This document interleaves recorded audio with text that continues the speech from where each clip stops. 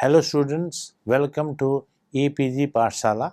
I am Anup Kumar Kapoor from Department of Anthropology, University of Delhi. Today we are going to discuss about a module known as Tribal Monographs under the paper Tribal Culture of India. The objectives are the first, to know about the monographic study or Choron ka ek gaon. Second is the Himalayan polyandry, structure, functioning, and culture change, a field study of Jaunsari. Now we take a monographic study of Chor Ka Ek Gaon, a village on the fringe, by Dhendra Nath Majumdar, commonly known as D.M. Majumdar. During the mid 20th century, Uttar Pradesh emerged as the most important state of the Union, not only in respect of the size and population, but also in leadership and scholarship. Soon after independence, Community Development Program, what is known as CDP, was introduced in the country with great zeal, and it was thought of an instrument of transforming rural people.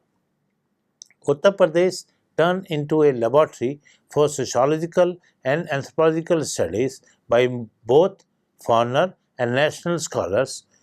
Professor Deen Majumdar is held as the father of anthropology in Uttar Pradesh, and besides teaching anthropology at Lucknow University, he played active roles by preparing action-oriented work for a newly created Uttar Pradesh government body known as Planning Research and Action Institute.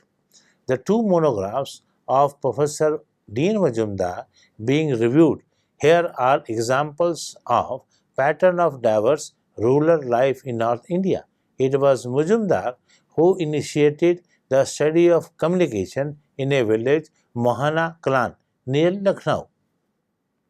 We must not forget that the decade 1950 to 60 was characterized by studies on Indian villages with diverse conceptual orientations. M. N. Srinivas, for example, studied dominant caste and process of Sanskritization in rural belts. Maurice Opler with R.D. Singh, he was also from Lucknow, examined unity and extension of a village. Senapur, that is again from Uttar Pradesh.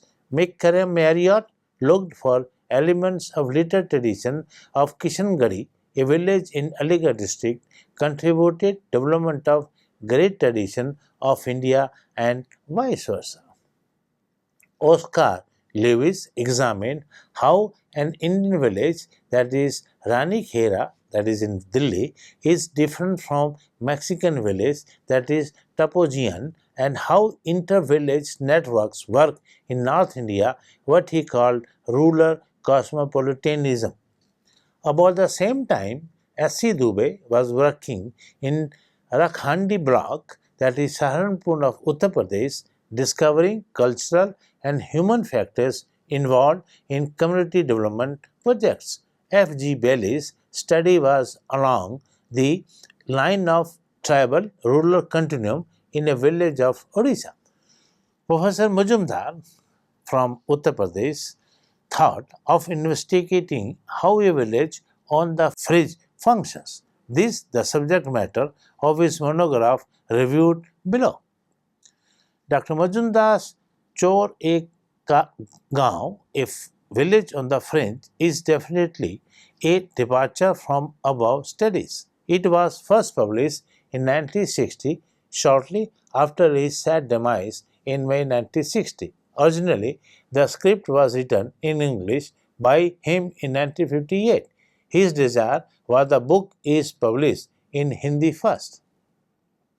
His student Chandrabhai Tripathi translated the script into Hindi.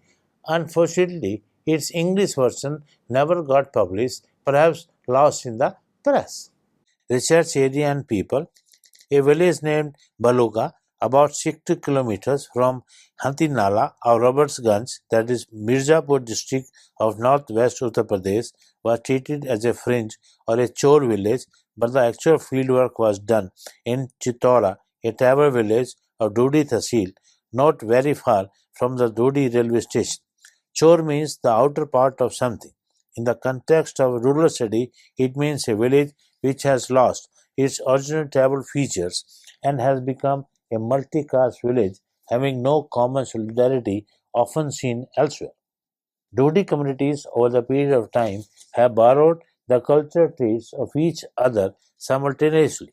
He called this culture process transculturation. In addition, a fringe village is under the influence of external power, that is, the government intervention, cultural tolerance, and is open to economic well being. We will take up this point later on. Reasons for selection of a fringe village. Dr. D. N. Majumdar first describes the reason for studying a village at the outskirts in anthropological terms. Mostly ethnographers studied caste and tribe dominated village, multi-caste villages, its social organization, economic interdependence, decision-making processes at local level, politics, and rural characteristics. D. N. Majumdar deviated from earlier studies and concentrated on a defined bordering area having features of detribalization and transculturation. He called these fringe features. That's why the title of the monograph is A Chor Ka Ek Gaon. To Majumdar, the following are the constituent elements of a fringe village. First is geographical characters. Second is communities, tribal and non-tribals. Third, socio-economic relationship among communities. Fourth, religious characteristics. Fifth, responses to the development programs. Sixth, rapid detribalization. And finally, increase of transculturation. Keeping the above points in view, we may now present chapter-wise relevant information as described by the ethnographer, and that is important in studying the monograph. Now, in the first chapter of the monograph, that is Duddhi and its inhabitants. Duddhi is a revenue village of the district Mirzapur of southern western Uttar Pradesh. Its northern region falls in the Gangetic Plains. As such, its region is very fertile. Middle and southern regions of district are surrounded by the Kaimur Hills and Sone River. The famous Rihan Barrage has been constructed here. The hilly and the forest tracts of some turn an area into natural bondage. The hilly tracts are rich in mineral deposits of limestone. Agriculture is the mainstay of the people. Duddhi is the most backward region of the district. Duddhi is a large revenue circle which embraces a number of villages. For the study purpose, the ethnographer selected a revenue circle, that is Duddhi, and its surrounding villages fully describes in the next chapter. These inhabitants are both tribal and non-tribals. The socio-cultural statuses in hierarchical order are as follows. First on the top is Brahman, followed by Thakur, then Kalikar, Agrahari, followed by Lohar, Ahir, Kevat, then Kumar and Teli, then Sardar, Chero Manji, then Pasi, Panikha, Chamar, then Bhuiya, and lastly Korva. Most of the higher Hindu caste communities are migrants from Bihar, now Jharkhand, and Madhya Pradesh, Chhattisgarh. These two states surround the border of Duddhi, that is Mirzapur, now Sonbhadra of Uttar Pradesh. The Khori and Kumbi, in large population, are primarily agriculturists. Communities are endogamous and live in villages independently. Among all, Korwa are most primitive tribal group. A little better position is of Agheria engaged in metalwork, supply tools to the agricultural communities. They are mainly concentrated in middle of Dodi close to Kiril iron mines from where they obtain iron ores. Manji or Manjawar come next to Agheria. They are agriculturists migrated from Sarguja district of Madhya Pradesh. Kherwal are engaged in katha production and also work in agricultural field. They are mainly distributed in northern, northwest and northwestern villages of Dhudi such as Hatwani, Bardhwana, Dhalapilal, Beluguri. They consider themselves superior to tribals and claim themselves originated from Kshatriya Varna. Chiro are the oldest inhabitants of Duddhi. They act as Purohit and Oja and the local communities in magico religious ceremonies. They are also known as Baga. A group of Chiro community, locally called Parhaiya, lives in Duddhi. Basically, Chiro or Baga are custodian of village god. Today, they are fully acculturated and follow Hindu way of life. Majhwar or Mahaji are the gone migrated from Madhya Pradesh long ago. They are successful agricultural community settled in several villages of Duddhi. Korwa are the most primitive groups in Duddhi. They migrated from the villages of Kundapan, Chernapur, Bisrampur, and Sagobang of Sarguja, that is in Chhattisgarh, long ago. Today, their population is on decrease. Panika are migrated from neighboring villages of Bihar and they are in good number in Dudi. They are one of the Proto-Australite groups. Earlier, they were weavers. Today, they have given up this work and are engaged in agriculture. They are like Agheria distributed throughout Dudi Tahsil. To some, the tribal communities are the oldest settlers of Dudi. Hindu higher caste communities came to this area later on when British government required their services in collection of revenue and education. Each tribal population is different from the other. Their families vary from 5 to 15. Distance between two villages is fewer furlong. Nearer to the Tahsil, lesser are the distance of villages. It is difficult to furnish demographic profile of Dudi. The ethnographer did not cite census of all available records. In 1881, the density of population Dhudi was 99 per square mile. In 1899, it was 65.58. In 901, it rose to 73, while in 1931, it reached 97.3 per square kilometer. Dhudi is largely rainwater agriculture region. Its tribal work in forests, mines, and neighboring areas on ways during agriculture off-season. However, well-off families of Gond, Chero, Baga, Panika, Agheria enjoy their surplus. The region has lost traditional tribal dress, dance, and music. We'll discuss some of the villages which have been studied by anthropologists as a monographs. The study is mainly based on Chittora village and its three wards, that is Piparahi, Mathuaria, and Chutkai Bahara. Elsewhere in official record, Dhanura is noted, but Dr. Mujumdar never mentioned Dhanura in the book. All wards or tola come within a radius of 5 or 4 kilometers. The village is located only 2 kilometers from Duddhi railway station. According to a government record, Chittura was first surveyed 1874. The area was fully agriculture. Nanko Manji K name has occurred in the paper. According to him, his forefathers came from Riva as the region was under the control of Singrauli king. Finally, it came under the control of British government in 1842. The first officer was Robertson.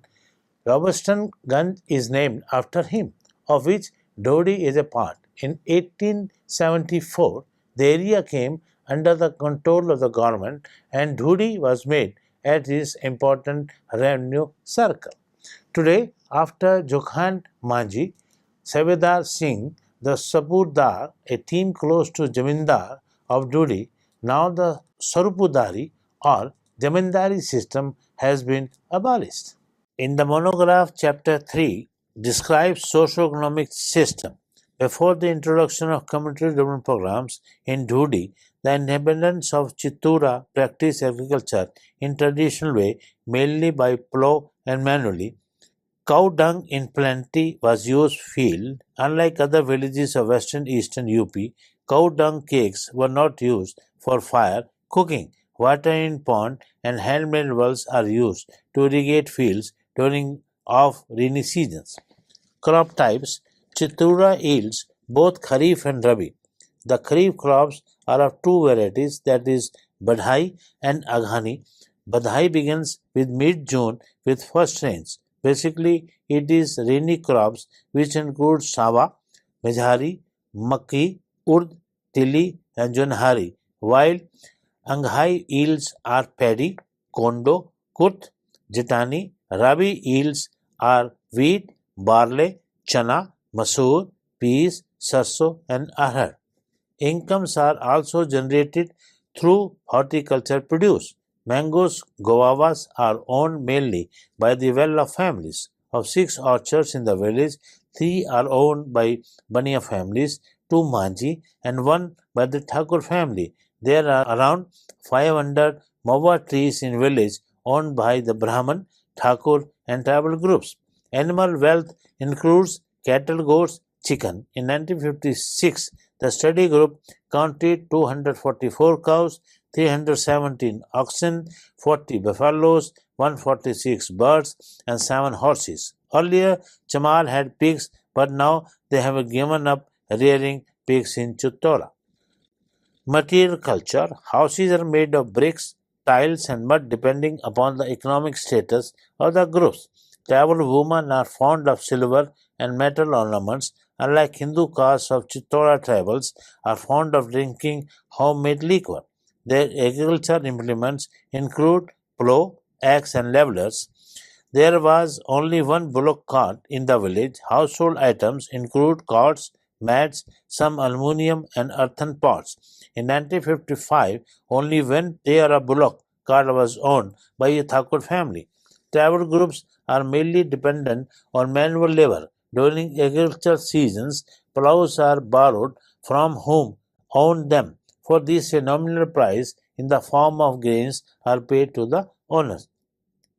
In the monograph, chapter 4 describes about the arrival of Mahajan, that is Moneylenders, and rise of indebtedness.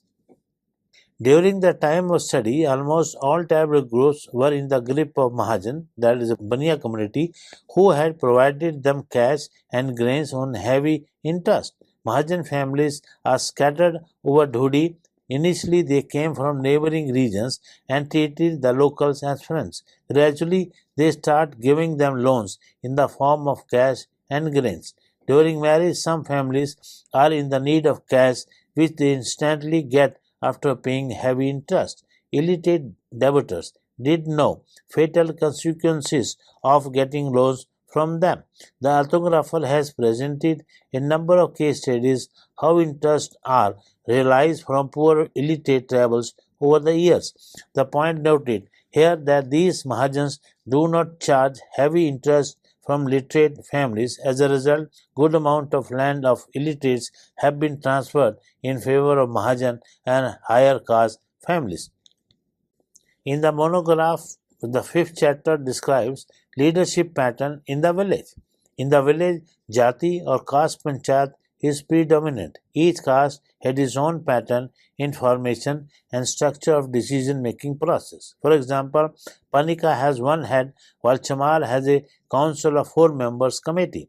The committee underlying all Jati Panchayat is the same to check upon caste or tribe norm, illicit relations, theft and family disputes over the property.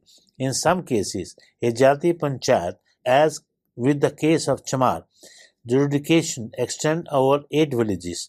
As a rule, each village has its own panchayat, but if required, 2 or more villages could be included.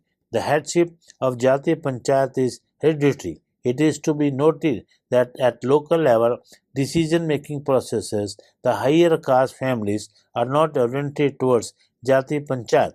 Brahman and Thakur have no Jati Panchayat. With the enactment of UP Panchayati Raj Act in 1953, village council, that is Gram Sabha, was formed on the basis of number of persons residing in the village. If a village has 1,000 or more population, a council may be formed.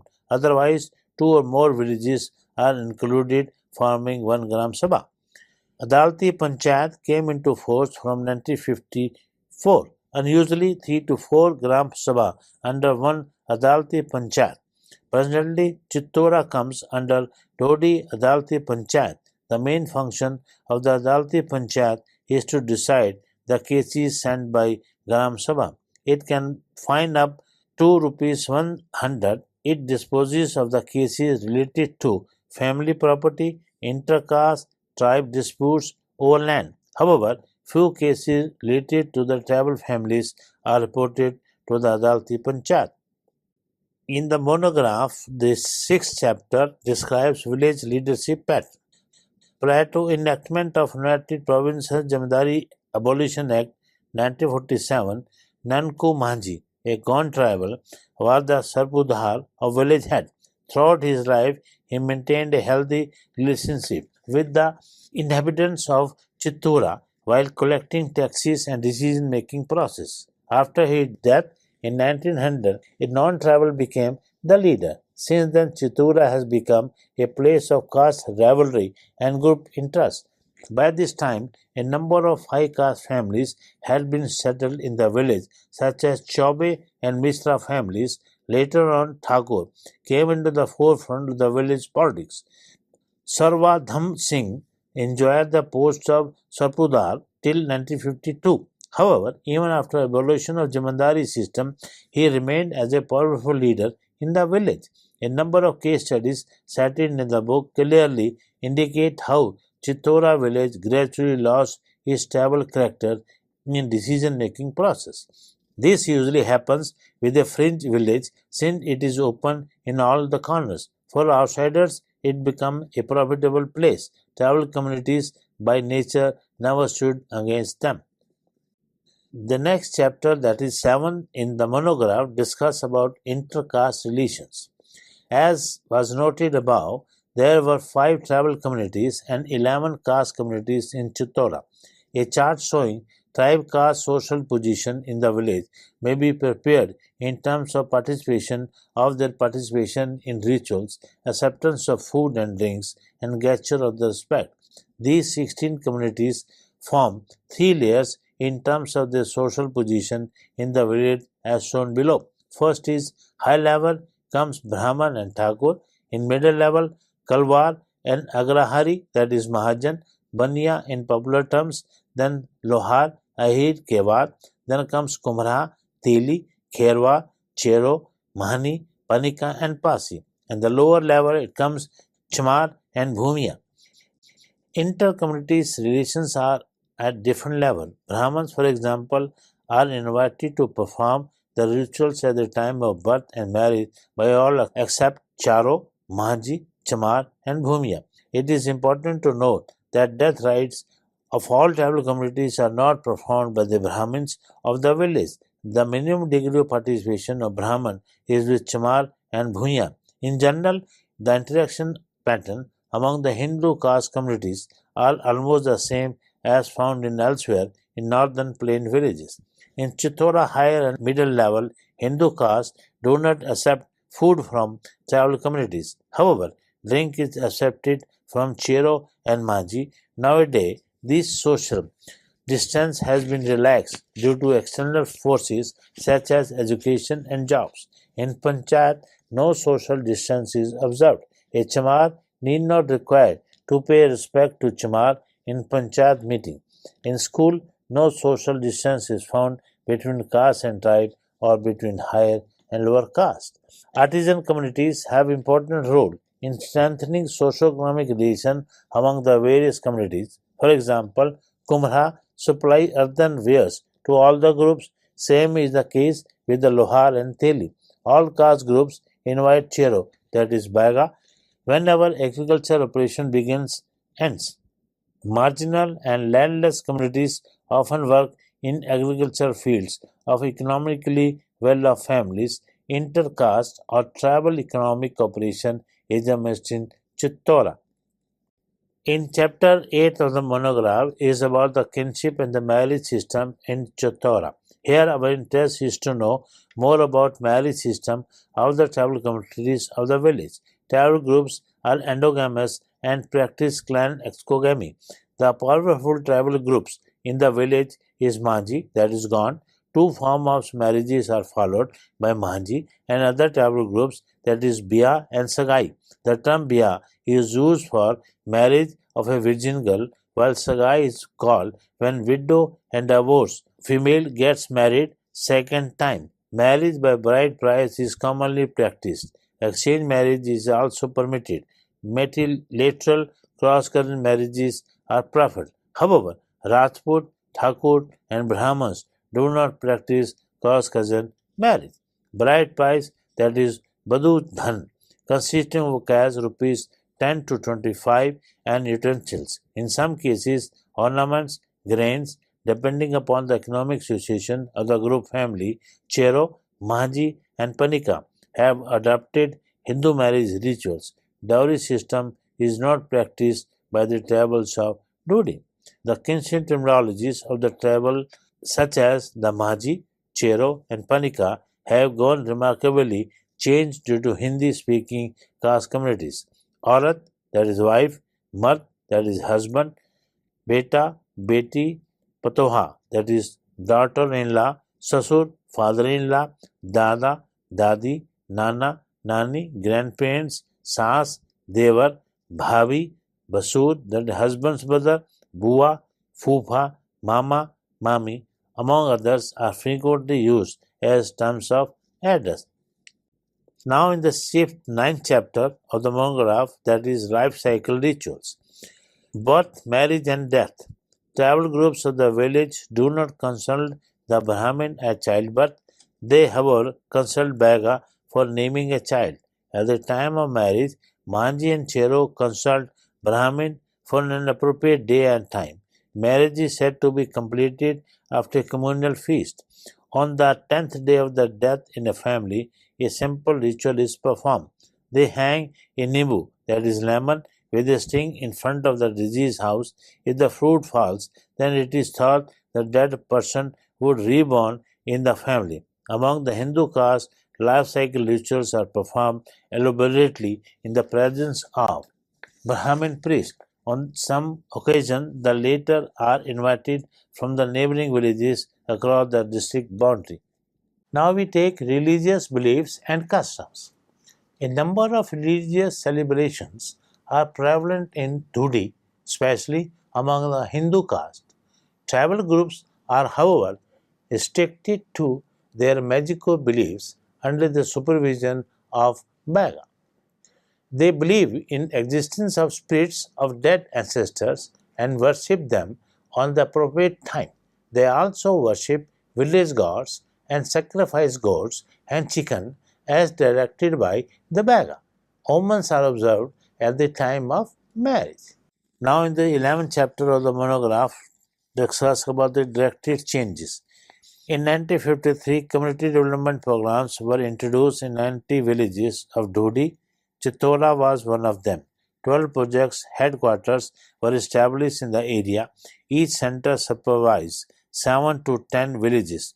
Chittora was a center of trade from very beginning. It had primary and middle level schools. After 1955, high schools were opened. Soon Duddhi became a large trading center. It is well connected by metal and non-metal roads. Both men and women of Duddhi and other areas contributed labor force to development works. Construction of small bridge, water reservoir, linking walls, roads were constructed during the first 5-year plan. During 1954 to 55, Kisan Mela, Social Service Center, Mangal Dal, Bhajan Mandali, Adult Education Center, Women Group, Training Centers for Youth, Female Training Center, Health Centers with Missionary Midwife Facility and cooperative centers were established. In order to protect and enrich animal wealth, a breeding center along with the agriculture training was also opened in Duddhi. The result was the entire landscape of Duddhi transformed into rural-urban complex. It goes without saying that higher caste communities were much benefited by welfare programs. Tribals of Duddhi, however, had a handful share. The fruits of development were enjoyed by the educated Hindu caste. During 56 to 58, a couple of Hindus became active in the field of education and health. It is only by their efforts that some tribal girls and boys of remote villages, that is Manji, Gond and Chero, got inclined towards modern education, they were given facilities in the form of accommodation and food. Because of his geomorphic characteristics of Duddhi, over the period of 50 years, became a focal point of systematic transculturation. Traders of neighboring states, districts opened profitable business in Duddhi. Tribal groups have lost their original identity, accepting new challenges for life along with Hindu communities. Now there is some points to remember, that is district Sonbhadra came into existence in 1989, carved from Mirzapur district. It is under Mirzapur division. It lies in the southeast of state. It was created by Uttar Pradesh in 1989 by transferring whole Tehsil of Robertsganj and Duddhi from Mirzapur district. Gorawal Tehsil came into existence after 1991 census, which was carved out from parts Robertsganj Tehsil, wide UP. The district comprises of three Tehsil, namely Gorawal, Robertsganj, and Duddhi. With Robertsganj as a district headquarters, there are 8 Vikas Khands, namely Gorawal, Robertsganj, Chhatra, Nagwa, Chopan, Duddhi, Mayarpur, and Bhamani located in the district. Out of the total 14 towns in the district, 6 are treated as census towns in 2001 census. These are Parsi, Anpara, Jamsila, Kharia, Kota, Bijpur. Remaining 8 towns, namely Gorawal, Robertsganj, Churk, Gurma, Chopan, Obra, Duddhi, Renukut, and Pipri, are statutory towns with 1 Nagar Palika Parishad and 7 Nagar Panchayat.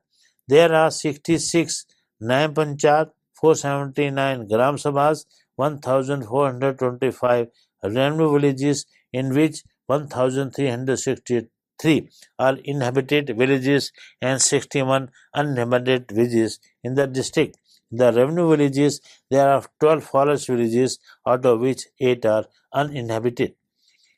In the census of 2011, Sonbhadra had 18.63 lakh population distributed in 1,363 villages and 14 towns.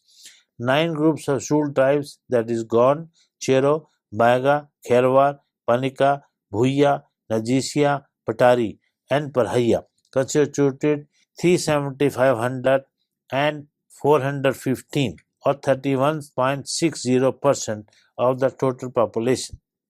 Welfare Department, in collaboration with the Ministry of Tribal Affairs, Government of India has undertaken a massive development plan for the tribal communities of Sonbhadra, as given by A.N. Srivastava on Rethinking Development Policy Sonbhadra 2012. Presently, 5 tribal communities are declared a scheduled tribe of Sonbhadra district. Previously, they were listed in category of scheduled caste. Sonbhadra is the only district of Uttar Pradesh which has 37% tribal population. The second monograph on the title, The Himalayan Polyandry, Structure, Functioning and Culture Chain, a field study of Jaunsari by D.N. Majumdar. He was the leading anthropologist from Lucknow University, and it was published by Asia Publishing House, Bombay, 1962. Jaunsari in Dehradun district, now in Uttarakhand, attracted a number of scholars on account of its existence of fraternal polyandry. This area is famous for fraternal polyandry. Although Dr. Majumdar used to visit this area right from 1937, it was his Himalayan polyandry which made him famous in 1962. Now, when we see the contents of the Himalayan polyandry, the first part is based on literary and historical sources. The second part embodies ethnographic details of Jaunsari with special stress on their social, economic, political, and religious life. Jaunsari habitat, it forms northern part of Dehradun district. The hilly and the forest tracts of Jaunsari is roughly oval in shape.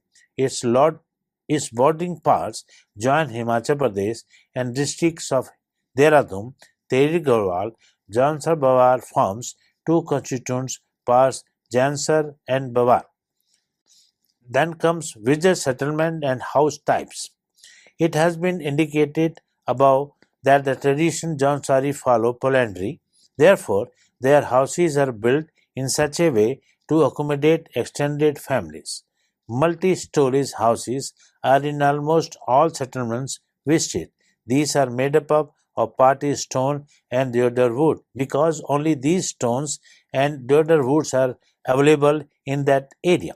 It looks like apartment. Local terminologies employed for different types of structure are that is dobra, basement, ohra, above the basement, buar, topmost decorated room. Then next comes dresses and ornaments. Jaunsari are fond of colorful dresses and ornamentation. Dresses vary from season to season. Thus, in the winter, big size coat, chola, locally made by the weaver or tailor is used, and churidar pajama, that is jangle, that is safa, turban, snowshoes are commonly seen because in this area winter is very severe. The altitude varies from 7,000 to 10,000 feet above sea level. That's why they wear these type of dresses. Then comes social organization of the Jaunsari. A Jaunsari family or household is patrilocal. After marriage, the couple resides with the husband's father household and patrilineal name and succession in male line.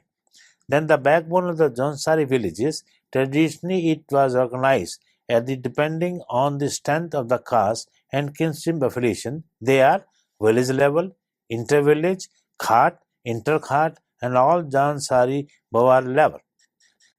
Also, we see the caste hierarchy in these Jaunsaris. We get three-tier structure of the Jaunsaris as noted below. On the top, there is a dominating group of high castes of Brahmins and Khasa, that is Rajputs.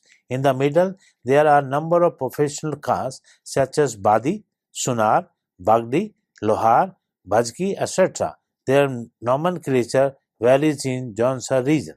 At the bottom, there is a low caste which includes Kolta in general and in some places Tom, Mochi, etc. Here I would like to tell you that throughout the Himalayan belt, especially in the central Himalayan belt, all the lower caste group, they are referred as Harijan or Dom.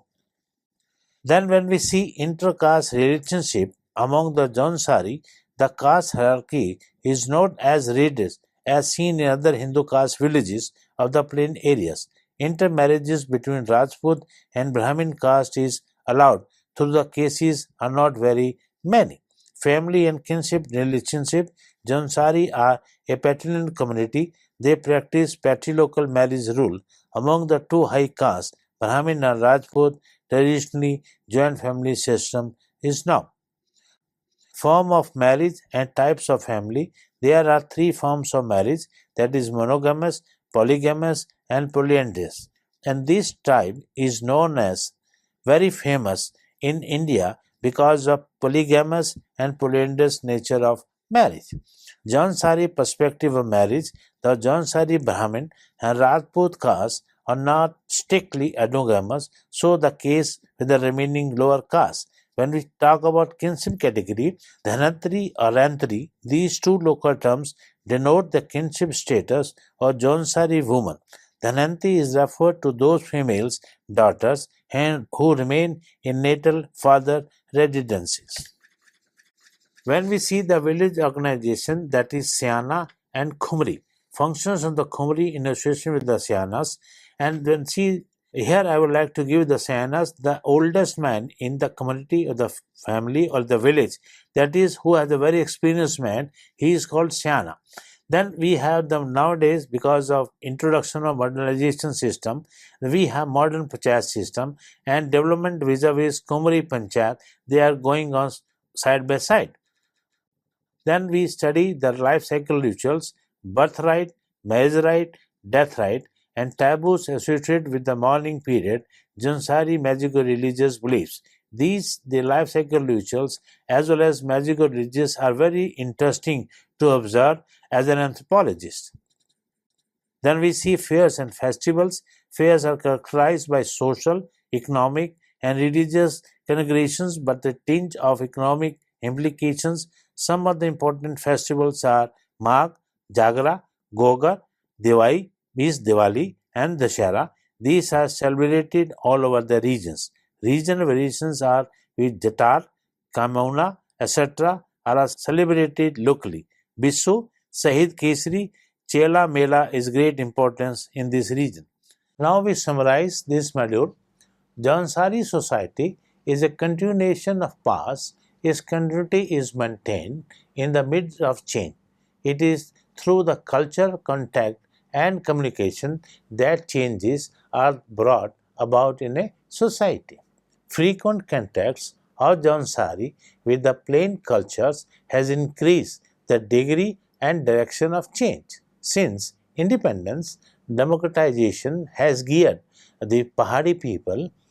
The loss of an old values results in the adoption of new ones. They are spread of education and job opportunities, or better term as government's intervention in the development of Jaunsari community with the construction of roads, transport facilities, establishment of education, health, vocational training centers. The Jansaris are now coming close to the external responsibilities. A couple of traditional Jansari settlements transformed into small kasbah. Now I would like to give you few very interesting examples.